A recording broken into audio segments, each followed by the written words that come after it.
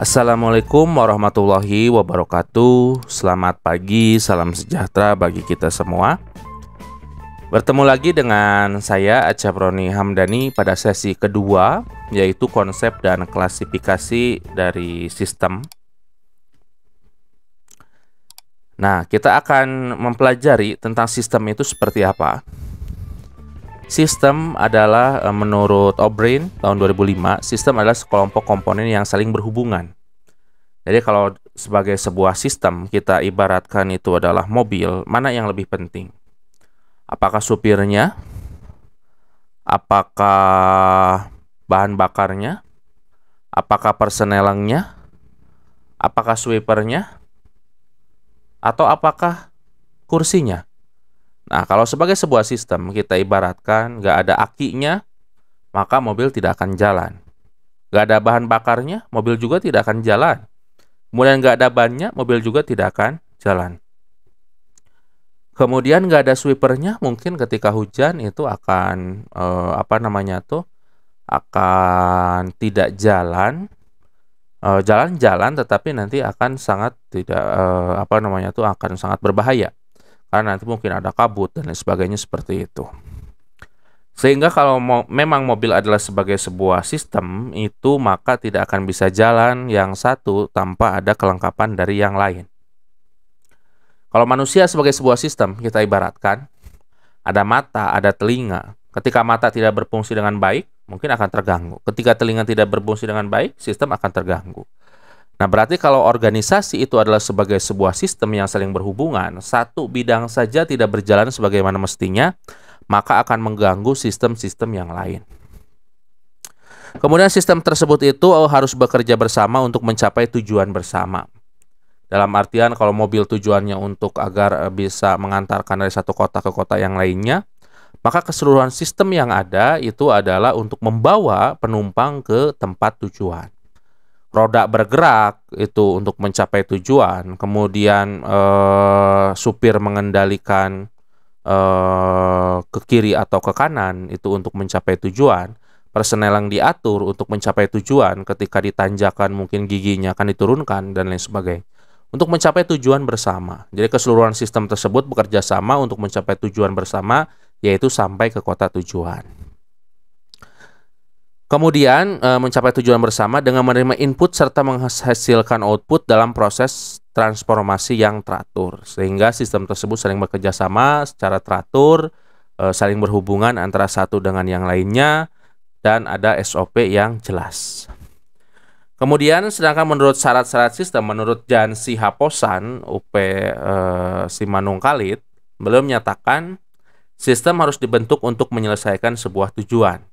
Sistem yang ada dibentuk untuk mencapai tujuan bersama dan diharuskan untuk mencapai dan menyelesaikan tujuan tersebut. Kemudian elemen sistem harus mempunyai rencana yang ditetapkan. Jadi elemen-elemen dari sistem tersebut harus mempunyai rencana yang jelas untuk mencapai rencana yang telah ditetapkan. Kemudian harus ada hubungan di antara elemen sistem, antara yang satu dengan yang lainnya itu harus saling berhubungan, harus saling mengendalikan antara yang satu dengan yang lainnya, seperti itu. Kemudian unsur dari proses, ada arus informasi, energi, material, lebih penting dari elemen-elemen sistem. Kemudian tujuan organisasi lebih penting daripada tujuan dari elemen-elemen sistem. Kemudian di sini ada unsur sistem.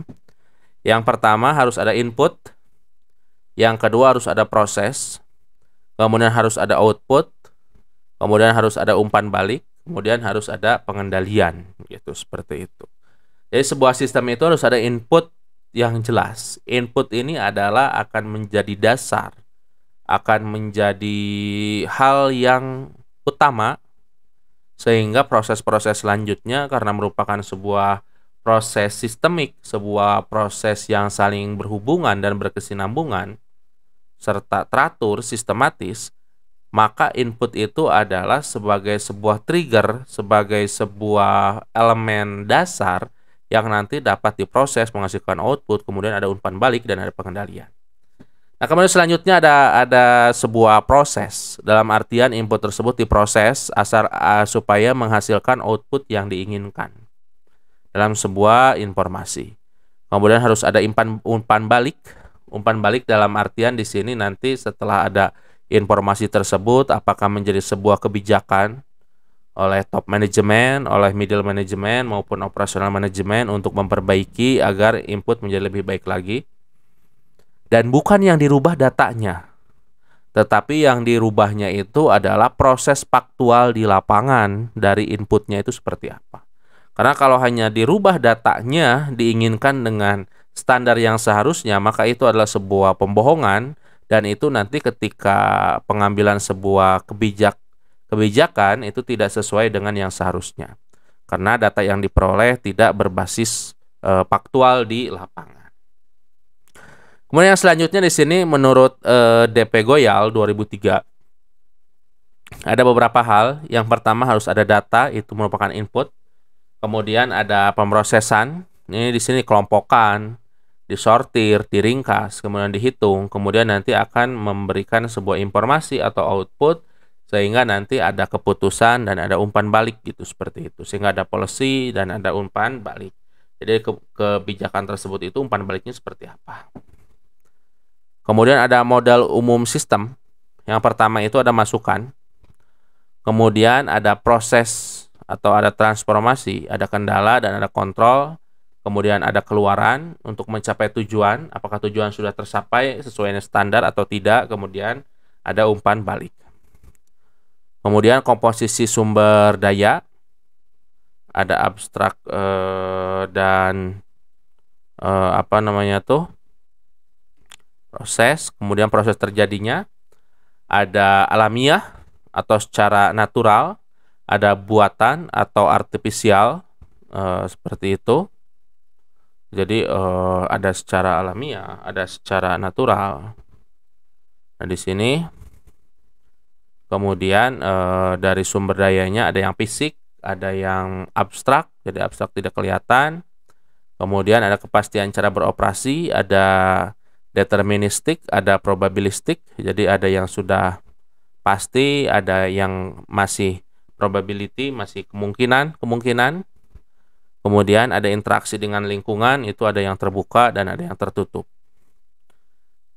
Nah ini sistem terbuka, ada sistem tertutup, ada sistem relatif tertutup. Nah sistem tertutup berarti di sini tidak ada pertukaran dengan lingkungan. Dalam artian sistem tersebut hanya berada di dalam institusi tersebut dan sistem tersebut tidak ada dan tidak dipengaruhi oleh komponen-komponen di luar sistem yang ada. Kemudian sistem relatif tertutup, artinya input yang sudah diketahui dan ditentukan. Ada pertukaran yang terkontrol dengan lingkungan, terisolasi dari gangguan luar. Jadi pertukaran dengan lingkungannya itu adalah terkontrol, dan lingkungannya itu juga yang dikontrol.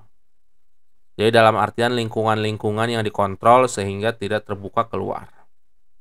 Kemudian output yang sudah diketahui dan ditentukan. Kemudian sistem terbuka. Inputnya itu datanya diketahui, mungkin ada yang tidak diketahui, ada gangguan. Kemudian fokus pada input yang diketahui dan yang tidak diketahui serta gangguan luar, kemudian baru menghasilkan output. Nah, sehingga semua prosesnya itu dapat diteliti, semua prosesnya itu dapat dikritisi sehingga kebijakan-kebijakan tersebut itu dapat dimaklumi. Kemudian kemampuan mengatur operasi sendiri, yaitu ada lingkaran terbuka atau dinamis, ada lingkaran tertutup atau sibernetik. Nah, di sini yang dinamis kita lihat menurut Raymond M. Chilliot ada input, ada transformasi, ada output. Nah, di sini ada transformasi, ada sebuah proses yang dinamis. Kemudian ada sibernetik, mulai dari tujuan, kemudian ada mekanisme pengendalian, di sini jelas. Kemudian ada dari mekanisme pengendalian itu ada mempengaruhi input dan output, sehingga nanti ada input, ada transformasi, kemudian menjadi output lagi. Kemudian selanjutnya ada sistem manusia dan sistem mesin. Nah, kombinasi antara salah satu atau beberapa manusia dengan satu atau beberapa mesin, di mana mesin dengan yang lainnya berinteraksi untuk menghasilkan keluaran berdasar masukan-masukan yang diperoleh. Jadi ada sebuah kombinasi dalam artian manusia itu yang mengerti tentang bagaimana untuk mengolah informasi, kemudian hal tersebut diberikan ke mesin sehingga mesin itu dapat berinteraksi secara secara statis dan dinamis sehingga menghasilkan keluaran-keluaran berdasarkan masukan yang telah diperoleh. Kemudian yang selanjutnya ini kita lihat ada operator yang memberikan sebuah keputusan, kemudian ada alat kontrol dalam artian mengontrol sebuah sistem, kemudian kontrol tersebut ada sebuah proses, kemudian ditampilkan, kemudian nanti hasilnya adalah persepsi dari manusia itu sendiri. Nah, ilustrasi interaksi antara manusia dengan mesin menurut Grand Chain. Nah, kemudian selanjutnya di sini ada beberapa hal, ada manual man machine system. Nah, di sini manusia dominan sebagai sumber tenaga melakukan transformasi input menjadi output.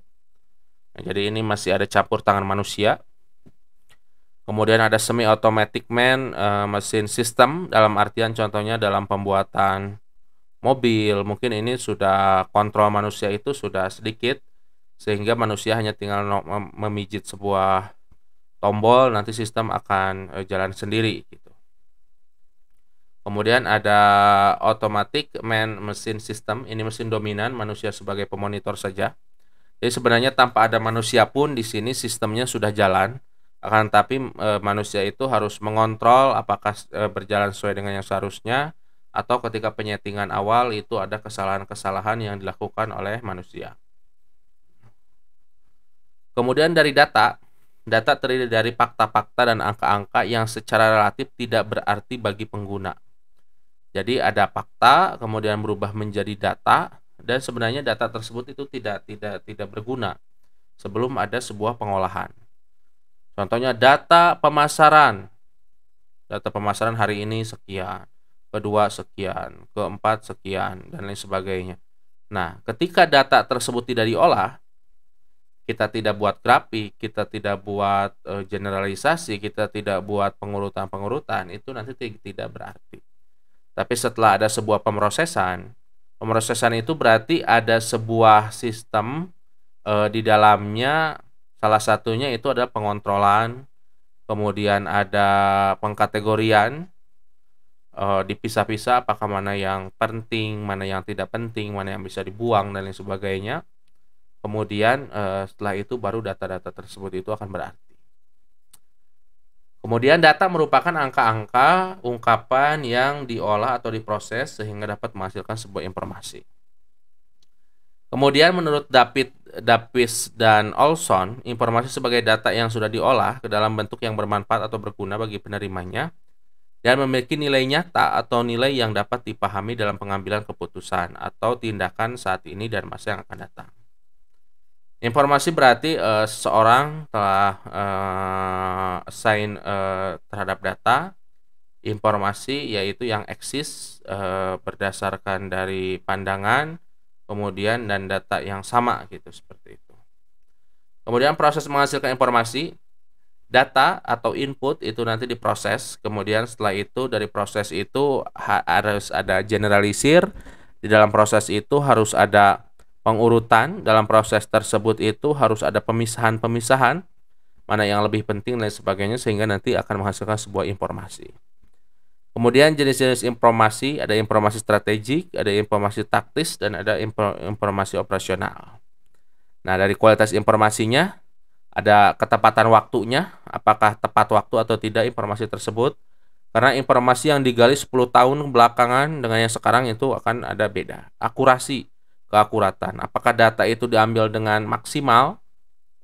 Data tersebut diproses sesuai dengan tata kaidah aturan statistik yang baik dan benar dan disepakati oleh ahli-ahli statistik. Kemudian apakah datanya relevan sesuai dengan yang diharapkan, sesuai dengan yang diinginkan? Kemudian apakah ada sebuah adekuensi atau kecukupan, ada completeness, ada kelengkapan, ada kejelasan, dan berbasis pengecualian. Sedangkan menurut Danuwira Pangestu 2007, kualitas informasi itu harus akurat, tepat pada waktunya, dan relevan. Kemudian dimensi informasi ada dimensi ekonomis, ada dimensi bisnis, dan ada dimensi teknikal. Nah, ini ada model umum pengolahan informasi, ada informasi penerima, yaitu mata, telinga, kulit, atau alat indera yang lainnya. Ada unit pemrosesan informasi, ada otak, ada memori, kemudian ada output, respon, keputusan, atau tugas. Kemudian selanjutnya perbedaan manusia dengan mesin. Kecepatan kerja, manusia lambat, mesin cepat. Tenaga, manusia kecil, terbatas, dan berubah, dapat diatur besar atau tetap. Keseragaman, tidak dapat diandalkan, mesin dapat. Ingatan bermacam-macam, mesin tertentu. Kemudian dari kalkulasi, manusia lambat, kesalahan besar, dan tapi mampu mengoreksi. Kemudian kalau dalam kalkulasi cepat, tepat, tidak ada kemampuan untuk mengoreksi. Reaksi terhadap yang berlebihan, kalau di manusia ada degradasi, kalau di mesin ada kerusakan yang tiba-tiba. Ada kepintaran, manusia dapat membuat analisa, buat keputusan, dan lain-lain. Mesin bisa iya, bisa tidak. Seperti itu. Kemudian ada filtering, menyebutkan bahwa penyaringan merupakan hasil dari 3 faktor dalam rangka menentukan output diantaranya. Yang pertama, kerangka acuan individu yang didasarkan pada pengalaman dan pengetahuan sebelumnya. Ada prosedur keputusan yang normal atau normal decision procedure. Kemudian ada pembahasan keputusan di bawah tekanan atau decision making under stress. Kemudian model Newell-Simon, ini ada sebuah input, kemudian memori jangka pendek, kemudian pemrosesan, penerjemahan, kemudian ada output, itu menjadi memori jangka panjang, kemudian penerjemahan menjadi memori luar, nanti ada kertas, papan tulis, ada PDT. Kemudian sumber-sumber yang tadi disampaikan adalah sumber-sumbernya ini. Kemudian ada tambahan materi. Nah, di sini ada decoupling atau pemisahan. Pemisahan hubungan antara subsistem yang terlalu erat sehingga kedua sistem dapat beroperasi dengan bebas. Jadi dalam artian nanti sistem A bisa berjalan dengan baik, sistem B bisa berjalan dengan baik, namun keduanya bisa saling berinteraksi. Kemudian cara yang dilakukan, yang pertama ada inventories atau penemuan, ada buffer atau jalur tunggu, kemudian harus ada kelenturan sumber daya atau feasible resources, kemudian ada standarisasi. Nah, kita lihat di sini inventories, buffer, dan jalur tunggu. Dalam proses subsistem, bahan baku dan subsistem produksi, jalur persediaan atau inventories akan memungkinkan kedua subsistem beroperasi secara lebih bebas. Nah, subsistem bahan baku ada inventories, ada subsistem produksi. Kemudian buffer pada sistem komputer digunakan untuk menyeimbangkan antara tingkat masukan atau input dan tingkat keluaran atau output, seperti itu. Kemudian kelenturan sumber daya yang dimaksud di sini adalah prinsip dasarnya adalah bahwa dengan sumber daya yang lentur maka akan menyederhanakan komunikasi antar subsistem. Contohnya, organisasi yang menggunakan konsep gabungan, sistem analis dan programmer akan mempunyai kelenturan lebih besar dalam memenuhi kebutuhan daripada organisasi dengan jumlah orang yang sama namun memakai sistem analisis dan programmer secara terpisah. Jadi harus ada gabungan sistem analisis dan programmer akan mempunyai kelenturan yang lebih besar. Kemudian selanjutnya ada standarisasi. Adanya standarisasi biaya memungkinkan untuk sebuah subsistem dirancang dengan sedikit komunikasi karena sudah ada standarnya. Jadi standar-standar yang ada itu harus berlaku dan dapat diakui dan sesuai dengan standar-standar nasional dan internasional. Ataupun adalah standar-standar yang telah dibuat oleh orang yang kapabel di bidang tersebut. Kemudian contohnya adanya standar kode produk untuk memungkinkan bagian produksi dalam merancang modul pengolahan data mengenai barang jadi tanpa harus berunding dengan pihak lain untuk menentukan kode yang sudah digunakan. Nah, di sini ada model dasar, ada masukan dari indera penerima. Kemudian setelah itu ada sebuah filtering atau saluran. Ketiga ada ingatan atau pengolahan mental. Kemudian ada saluran dan hasil keluaran. Nah, sistem informasi manusia Yang pertama pengolahan, indera masukan. Jadi sensory output, kemudian penggerakan keluaran atau motor output, ingatan-ingatan jangka panjang atau long term memory, ingatan jangka pendek atau short term memory, dan ingatan luar atau external memory. Nah, kemudian keterbatasan manusia sebagai pengolah informasi, keterbatasan dalam pengolahan data, keterbatasan dalam menemukan perbedaan-perbedaan, keterbatasan dalam mengenangani data probabilistik. Seperti itu. Kemudian mungkin itu saja yang dapat disampaikan. Mohon maaf apabila ada kata-kata yang salah. Saya akhiri dengan ucapan hamdalah, alhamdulillahirrahmanirrahim. Jangan lupa untuk melihat video ini sampai beres dan lakukan diskusi dengan maksimal. Terima kasih. Wassalamualaikum